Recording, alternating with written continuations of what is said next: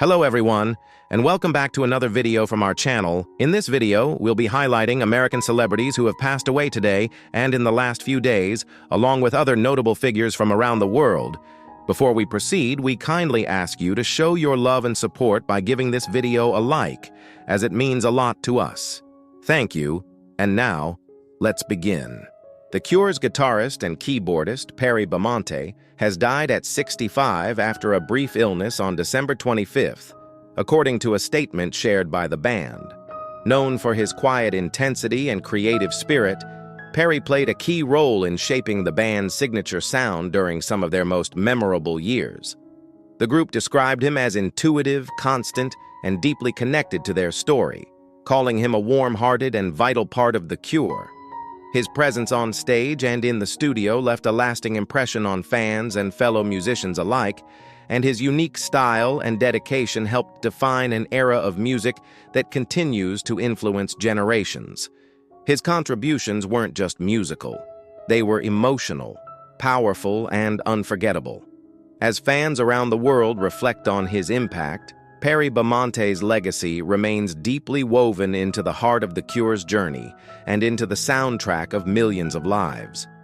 Big Brother contestant Mickey Lee has passed away at the age of 35 after a series of cardiac arrests. Her family shared the news on December 26th, one day after her passing. Mickey appeared on the most recent season of the show, where she quickly stood out for her energy, honesty, and connection with both fans and fellow contestants. She wasn't just playing a game, she was showing people who she really was, and viewers connected deeply with her strength, her spirit, and the way she carried herself through every challenge. Mickey brought something rare to reality TV: real emotion, real heart, and a presence that couldn't be ignored. Her family described her as someone who brought joy into the lives of many, forming real bonds both on and off camera. As fans remember her time on the show, one thing is clear: Mickey Lee left an impact that won't fade. Pat Finn, known for his role on The Middle, passed away on December 22nd at the age of 60 after a battle with cancer. His representative confirmed the news, remembering him as someone who brought warmth and positivity wherever he went. Pat's work on screen made audiences laugh, but it was his presence off-screen that left an even deeper impression on those who knew him personally. Whether playing a lovable neighbor or a guest star on numerous hit shows, Pat had a gift for making characters feel real and relatable. His charm, humor, and down-to-earth style made him a familiar face in homes across the country, and fans appreciated not just his talent, but the heart he brought into every scene. Described as the kindest, most joyful person in any room, Pat was always surrounded by friends and family who loved him deeply, and that love continues beyond the screen. His legacy isn't just the roles he played, it's the joy he gave, the laughter he sparked, and the kindness he shared. Chris Rea, the iconic voice behind hits like Driving Home for Christmas and The Road to Hell, has passed away at the age of 74 on December 22nd after a short illness. His family shared the news in a statement that quickly spread across social media as fans around the world reflected on the deep emotional connection they had with his music. Known for his raspy voice, blues-inspired sound, and storytelling lyrics, Chris Rea wasn't just a singer. He was a soundtrack to countless memories, from holiday traditions to long drives and quiet moments. His songs captured emotions that resonated across generations. His music carried a timeless quality, something that stayed with listeners long after the final note. His family shared that Chris's legacy will live on through the songs he leaves behind, and for millions, that's already true. His music wasn't just played, it was felt. And now, even in silence, those melodies will continue to echo in hearts around the world. Ieda Maria Vargas, the first Brazilian woman to be crowned Miss Universe, has died at the age of 80 on December 22nd. Her win in 1963 marked a turning point in Brazilian pageant history, making her a national icon and a symbol of elegance, confidence, and pride for generations to come. More than just a beauty queen, Aida became a cultural figure whose grace extended far beyond the stage, and her presence opened doors for countless young women in Brazil, inspiring dreams and redefining what it meant to represent the country on a global level. Fans remember her not just for the crown, but for the way she carried herself with warmth, kindness, and charm. A message posted on her official page described her as a woman of light who left behind a legacy filled with joy and inspiration, and her story continues to shine as an enduring part of Brazil's history. Imani Diaz-Smith, a former Broadway child actress best known for playing young Nala in The Lion King, has died at the age of 21 on December 21st. She passed away at Robert Wood Johnson Hospital after being brought in with critical injuries, and authorities later arrested her boyfriend in connection with the case. Imani was a rising star, a powerful performer with the rare ability to sing, dance, and act with equal brilliance. Her time on Broadway wasn't just a milestone, it was a glimpse into a future filled with potential, and those who saw her on stage remember her spark, her energy, and her unforgettable presence. Her family described her as loving, vibrant, and deeply talented, a true light to those around her. Though her time was tragically short, Imani's impact lives on in the memories of those she inspired through her art, her heart, and her undeniable talent. Actor James Ransone, known for his powerful role on The Wire and his appearance in it Chapter 2, passed away on December 19th at the age of 46. The news quickly spread through the entertainment world, leaving fans and colleagues reflecting on a career defined by intensity, depth, and unforgettable performances. James had a rare ability to bring complex characters to life, often stealing scenes with subtle emotion and raw authenticity. Whether on television or film, his presence felt real, grounded, and deeply human. The kind of performances that stayed with audiences long after the credits rolled. His wife, Jaime, shared a deeply personal message honoring their bond, speaking about love, growth, and the life they built together with their children. Her words painted a picture of connection, partnership, and a family united by enduring love. James Ransone's legacy lives on through his work, his artistry, and the people whose lives he touched. Greg Biffle, former NASCAR champion, died at the age of 55 alongside his wife Christina and their children, Emma and Ryder, in a tragic plane crash on December 18th in North Carolina. The loss of the entire family sent shockwaves through the racing world and beyond, as fans and friends mourned a man known not only for his talent on the track, but also for the life he built with his loved ones.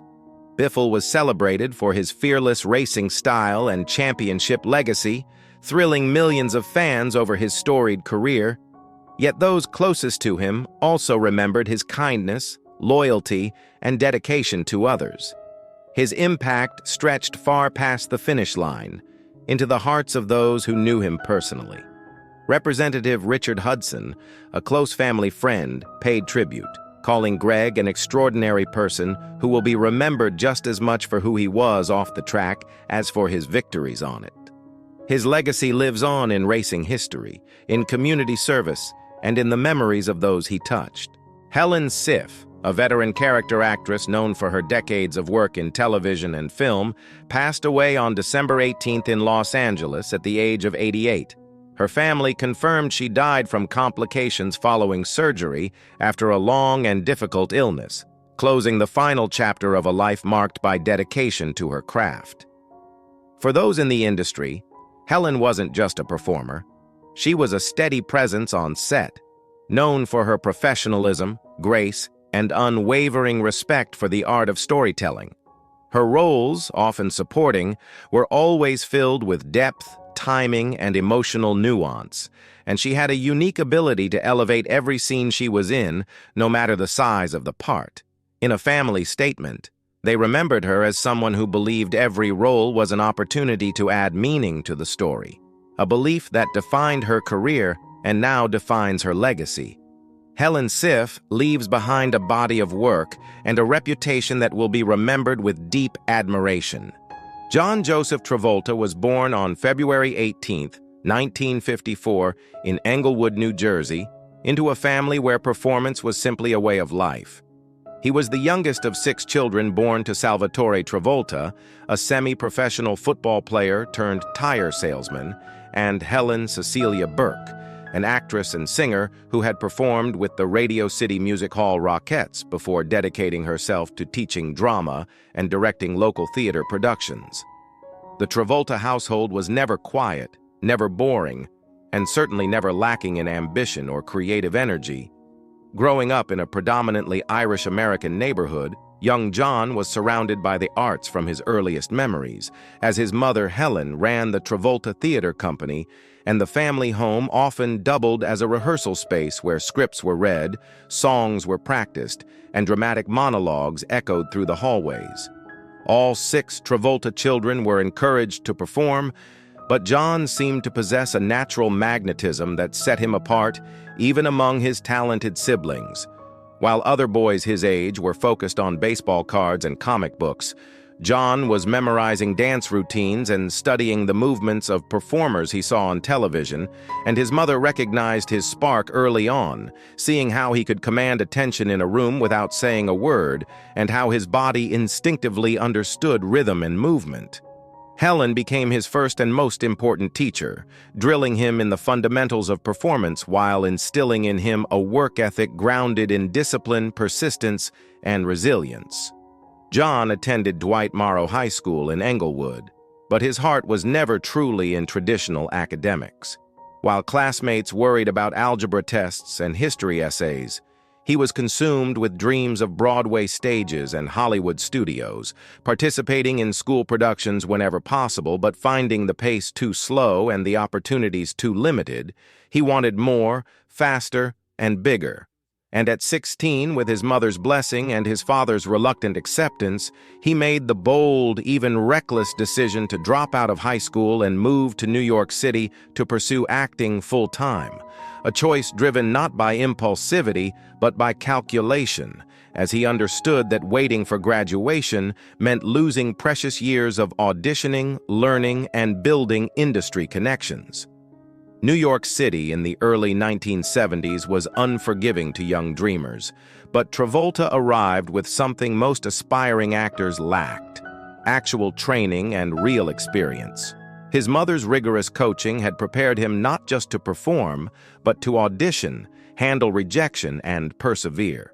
He took whatever work he could find, from television commercials to small roles in touring productions, gaining invaluable lessons with each job. His first significant break came when he joined the touring company of the musical Grease, playing Duty years before he would become synonymous with Danny Zuko in the film version. The grueling schedule taught him discipline, stamina, and audience connection. But it was television that first made him a household name. In 1975, he was cast as Vinnie Barbarino in the sitcom Welcome Back. Cotter, a charming, dim-witted, and irresistibly likable character whose signature "Welcome Back, Cotter" greeting, delivered with perfect comic timing and a devastating smile, became an overnight cultural catchphrase. Throughout the show's run from 1975 to 1979, Travolta became one of the most recognizable faces on TV, with teenage girls plastering walls with his posters and fan mail arriving by the truckload. Yet Travolta understood that television fame was fleeting without a successful transition to film. So he began auditioning for movies while still on the show, seeking the one role that would elevate him from TV star to cinema icon. That role came in 1977 with Saturday Night Fever, in which he played Tony Manero, a Brooklyn youth who escapes his dead-end life through disco dancing. His raw, vulnerable, and electrifying performance earned him his first Academy Award nomination for Best Actor at just 23. And the film's opening sequence, Travolta strutting down a Brooklyn street in a white suit to the Bee Gees' "Stayin' Alive," became one of cinema's most iconic moments. The film grossed over $200 million worldwide. Its soundtrack became one of the best-selling albums of all time, and disco exploded globally, placing Travolta at the center of a cultural earthquake. Before the dust had even settled, he starred in Grease, 1978, opposite Olivia Newton-John, bringing swagger and vulnerability to Danny Zuko and proving he could sing, dance, and act, a triple threat unseen since Hollywood's golden age of musicals. Grease became the highest-grossing musical film of its time, with songs like Summer Nights and You're the One That I Want, embedding themselves permanently in pop culture. By age 24, Travolta had achieved two massive culture-defining hits in consecutive years, commanding enormous salaries and drawing studios and directors eager to work with him. He followed with Moment by Moment, 1978, a dramatic departure that puzzled fans, and Urban Cowboy, 1980, which sparked a nationwide country western craze. But the intense pressure of sustaining superstardom began to take its toll, and a string of missteps in the early 1980s, Staying Alive, 1983, Two of a Kind, 1983, and Perfect, 1985, shifted the narrative from Golden Boy to Has-Been. The mid to late 1980s marked a sharp professional decline. Hollywood turned indifferent, roles grew desperate, budgets shrank, and scripts weakened.